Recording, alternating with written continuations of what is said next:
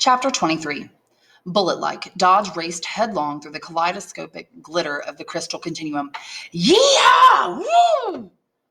Wonderlanders, struggling to get out of his way, were sucked up through the crystal byways and reflected out of looking glasses into seedy restaurants or the homes of strangers, looking glasses out of which they had never meant to be reflected on their way to other destinations. Yeah, yeah, yeah! Dodge shouted. Come on!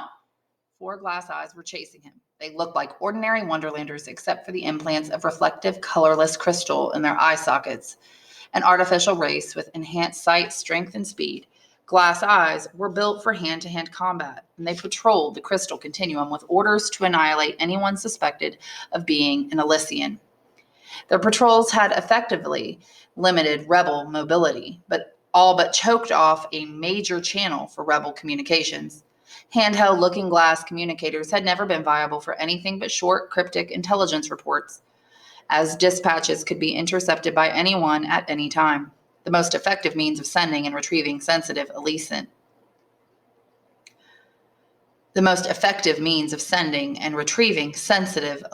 intelligence had been to use portal runners to traverse the crystal continuum. But that was before the glass eyes. Now being a portal runner meant dying sooner rather than later. Portal runs were one step removed from suicide missions. Dodge Anders had made more portal runs than any Elysian, and he always volunteered to deliver the most important messages, warnings, and intel updates. The occasion for this run, Red's troops had been active, and General Doppelganger suspected an impending attack on an Elysian outpost situated in the Snark Mountain foothills. The outpost had to be warned. Shoot! Dodge flew through the continuum, the glass eyes gaining on him. These contests of navigational skill and strength were the only times he felt anything even approaching happiness. It didn't matter that he might be killed. He was being useful, and it made him feel that much closer to exacting his revenge. In front of him, the continuum splintered in many directions. He threw his body weight to the left and made a sharp turn at the last minute. He looked behind him. One of the glass eyes hadn't made the turn. 3 more to go, and he had to lose them quick before others joined the chase. Spinning to avoid the glass eye's gunfire, Dodge removed his sword from its scabbard and held it firmly with both hands. With a great effort of will, he came to a sudden stop. The glass eyes weren't expecting it, came rushing upon him, and the front runner impaled himself on Dodge's sword.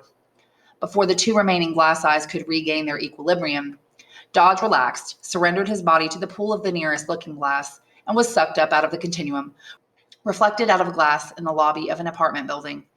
In less time than it took a galloping spirit Dane to make a single stride, he pressed himself flat against the wall next to the looking glass. The glass eyes flew out of it and past him. He smashed the glass with the handle of his sword.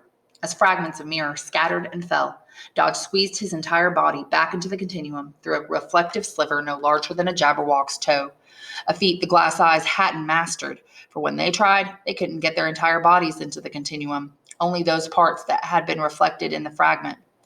Zooming through the looking glass's fast disappearing crystalline byway, the void racing up behind him, Dodge looked back a final time and saw one glass eye with half a face, a shoulder, and little else, the other with a head and torso but no arms. The glass eyes had no strength and were swallowed by the void. He too would have become part of nothingness if he hadn't hooked up with the continuum's main artery when he did. Dodge continued on his way, heading for a certain looking glass not far from Snark Mountain. He emerged from the continuum and made the rest of his journey on foot, but the joy he had felt during the chase quickly vanished. He had reverted to his usual tightly contained self by the time he arrived to warn the leader of the Elysian outpost of a possible attack from Red. Mission completed. What now? He could head back to the everlasting forest, but all he'd probably find there would be General Doppelganger and the others sitting around talking strategy. Anything was better than just sitting around.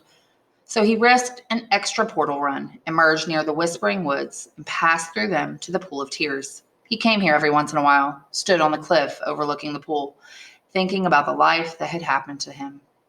Like his father, he had once believed in the principles of white imagination, love, justice, and duty to others. But he knew better now. An adherence to higher principles got one nowhere in this world. It was not, as his father had preached, its own reward. What sort of reward allowed others to conquer and murder and do away with all you held dear? He had been reckless to come to the pool. Shouldn't have taken the unnecessary risk. He had to stay alive.